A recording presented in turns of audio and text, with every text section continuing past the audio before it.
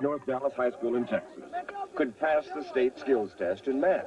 3 years later, 91% passed. What happened? John Saxon says the students and teachers just applied his common sense approach to learning math. Plus 1/2, hot doggies. So I put a plus 1/2, a plus 1/2. Oh man, this stuff is so easy. He's taking Calculus 1 as a junior. He can do anything he wants to do in life. America's heritage, America's discipline. But America is falling behind the rest of the world in all three, especially arithmetic. The nation's governors acknowledged that this past weekend when they endorsed the president's goal of making U.S. students #1 in math and science by the year 2000. An ambitious goal because our high school students score lower in math than any other industrialized nation in the world. Well, John Saxon says he knows why Americans are falling behind. We've been teaching math the wrong way, he says. The right way, he says, is to keep going over the same math problem again and again until the student knows the answer as well as his own name. This crusty 66-year-old former combat pilot and Air Force Academy teacher has written a series of math textbooks that he says will turn the tables, that will improve our math students' test scores and help them to compete with the rest of the world. Back in 1985, just 10% of the juniors here at North Dallas High School in Texas could pass the state skills test in math. 3 years later, 91% passed. What happened? John Saxon says the students and teachers just applied his common sense approach to learning math. Y'all are real lucky to be in this school and in this book, because we're going to keep doing it, and we're going to keep doing it, and we're going to keep doing it. And this thing that we did today, that's the wildest, hairy thing I have ever seen in my life.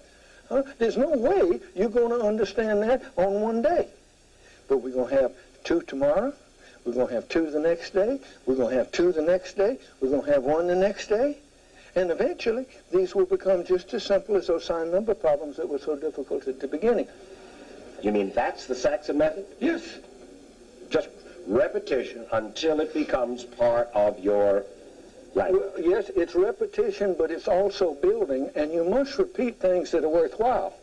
You can't repeat things that are not worth remembering. So you must isolate the fundamental skills, the things that are necessary to survive in the marketplace, the things that are necessary to do physics, the same that are necessary to do chemistry and calculus. And Saxon says that students who use his books never have a chance to forget what they've learned because his constant review and practice won't let them. That's unlike traditional math books where a student learns a problem and then moves on to something completely new and forgets what he learned last week or last month. In Saxon's books, the problems you learn in Lesson 1 show up again in Lesson 40. In fact, of the 30 homework problems assigned each day, only 5 are new problems, the rest are review. He discovered his common sense approach to math after he retired from the military to teach algebra at an Oklahoma junior college and found his students couldn't remember what he taught them. I realized that the way I was teaching was not successful. And I said, what would happen if we practiced everything every night for the whole year? And my roommate said immediately, he said, you'd have 150 problems. I said, maybe not. He said, you wouldn't have room but for 3 of the new kind, and that wouldn't be enough for them to get it. Right. I said, they don't get it now. It can't be any worse. So Saxon sat down at his dining room table and wrote an algebra book. Then he mortgaged his home to publish it 10 years ago when he discovered he was onto something. Then I ran a test in 20 Oklahoma schools, 1,300 students, a year-long test in 1980-81. The students who used my book outscored the others by 159%. And so I felt that it was worthwhile. I knew that I had a winner. I knew how a way to do it, and I felt I could take a chance. Plus 1/2, hot doggies. So I put a plus 1/2, a plus 1/2. Oh, man, this stuff is so easy. The students who used his books were not only scoring higher, he found they were less intimidated by math and were actually taking more math in high school and liking it. So Saxon hit the road, evangelizing about the results of his practice and review approach to teachers and educators at math conferences across the country. But there were tough criticisms. A lot of people say, I don't like Saxon. All he does is blind, mindless drill. Now, these same people say, Van Cliburn, all he does is drill the piano. All Joe Montana does is go to football drill. Jack Nicklaus goes to the drill tee. there is a difference between drill and practice. You must practice everything to get it. This is any skill, including mental skills. Yes, ma'am. We're not trying to turn students into little machines that can operate and do the same things as an electronic calculator.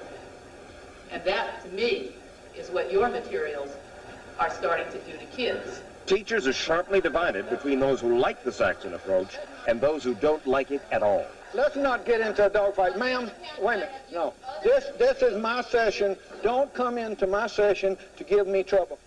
But Saxon is in a continuing dogfight with a lot of his critics who say his results are based on rote memorization and that students will soon forget what they learned from Saxon and won't be able to perform in jobs that require more and more math problem solving. They say Saxon is just out of step with the times. Dr. Elizabeth Stage is president of the California Math Council. John Saxon wants to do better at the things that we have been doing in the past, getting kids to make computations quickly and accurately, getting kids to manipulate algebraic symbols quickly and accurately. What's wrong with that? That's not good enough. Why? We need kids to be able to make sense. And what does that mean? That means solving complex problems. Like, what's a reasonable estimate of the amount of money that you should plan for to do something that you want to do, take a trip. And you have to go to math class to find that out? Where else are you going to learn that? We need people who can make sense of the quantitative information in their lives. That means they can make decisions about mortgages, they can make decisions about personal planning, they can read the paper intelligently, they can function well on the job. Saxon says that's what the critics have been saying about him for years. He's not teaching them to think. He's not teaching them to create. All they can do is do the college boards and score 20% higher, but it's obvious he does not teaching them how to think. And I can't understand how students who score 20% higher on the college boards, who get 18 months of calculus in high school, are not being taught what we want them to know. I would like more for kids. I would like them to understand new and unexpected situations, to be able to solve problems that they've never seen before. Saxon says his goal is to give students a strong foundation in math, to expose students to calculus and trigonometry in high school, to help students pass their SAT exams and their college entrance tests, and to go on to college. And that is just what they needed at North Dallas High 5 years ago. In 1985, the only people that had cameras up here were people taking pictures of students stabbing each other, hitting each other, or stealing from each other. Thank God that's no longer here at this school. Charles Hodge is head of the math department at North Dallas High School, an inner-city school in Dallas, Texas, with a 95% minority student body. 5 years ago, most of the students never went beyond basic math class. We were in the bottom. We were ranked in the lower 5th percentile of the school in Texas in 85. In math. In math. We know we have all the positive numbers out here, right? And all the negatives over here. Hodge says that since 1985, he has used the Saxon textbooks, plus these math tutoring sessions, plus some committed teachers, and that things have turned around at North Dallas High. Math scores are up dramatically, and advanced math enrollment has increased by 4 to 5 times. Joseph Melton is a good example. He is getting straight A's in calculus. My family is not very educated, and I want to, be the first, to become successful. He's taken Calculus 1 as a junior.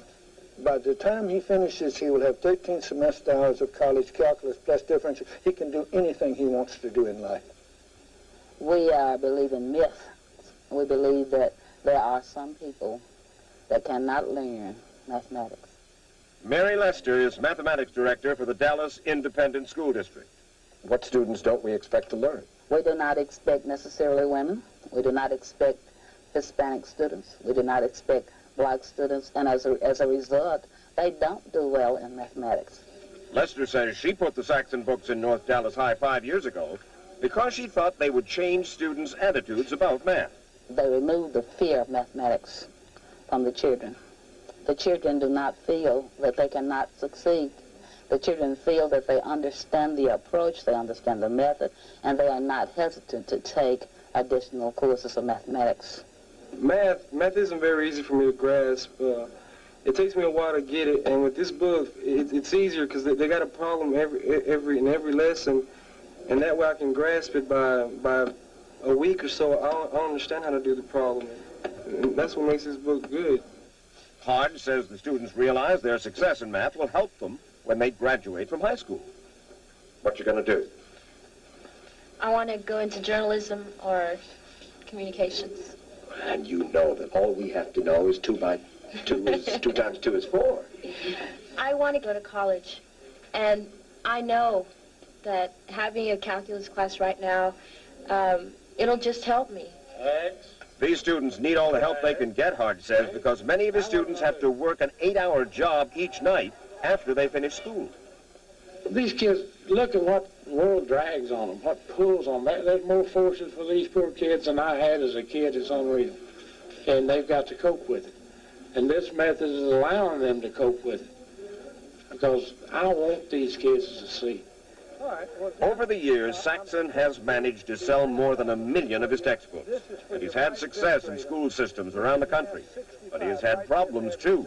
San Diego dropped his book when test scores did not go up. And he's been rejected by educational authorities in 22 states. But Saxon says that part of the problem is he's an outsider, not a member of what he calls the math establishment. I'm not a member of the club. Really? Yes. And so they look down their nose at you? Well, and also I'm not very nice. These people are responsible for our children's education. They have been doing the job. And I'm very angry about it. And oftentimes I have difficulty containing my anger. And I say things, I lash around and throw my arms around, and I say things that people resent. Even supporters like Charlie Hodge say that Saxon's uncompromising personality creates a lot of problems. And that's what he told the Texas State Textbook Committee when he testified in favor of Saxon's books. I told them Mr. Saxon was arrogant, he was a pain in the rear end, and he thought he was God's gift to mathematics. I used a little different words, but I meant the same thing. Right. All right. But I found that the man is generally, and I told him, even though he's all of these, he's written one good textbook, and that textbook will help our children. How'd I kill it? But to Charlie Hodge's dismay, the Texas Textbook Committee voted not to approve Saxon's books, and Saxon refuses to rewrite them to meet Texas educational guidelines. And that has put Charlie Hodge in a very tough spot. I hear, I don't know if it's true or not, but I hear that they're going to take these books away from you next year. And as far as you're concerned, that's a tragedy.